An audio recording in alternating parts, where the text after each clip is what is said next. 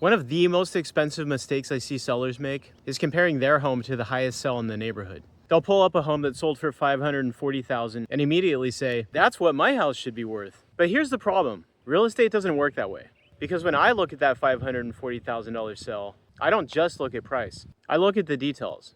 Was it a corner lot? Did it have a larger floor plan?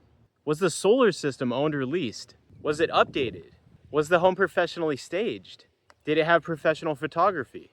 How did it show compared to your home? How long did it take to sell? Because those details matter a lot.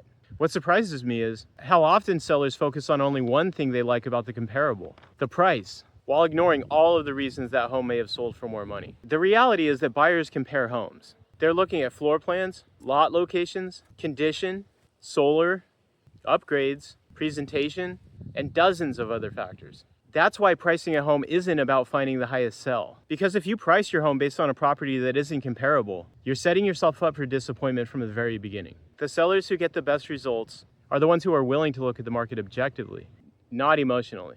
Not based on what they want their home to be worth, not based on what they hope their home is worth.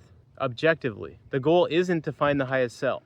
The goal is to determine what buyers are actually willing to pay for your home in today's market. I'm Dennis Elliott, North Natomas real estate specialist. If you're thinking about selling your home in North Natomas or anywhere in the greater Sacramento area, call or text me today, and I'd be happy to help you determine where your home truly fits in today's market and how to position it for the strongest possible result.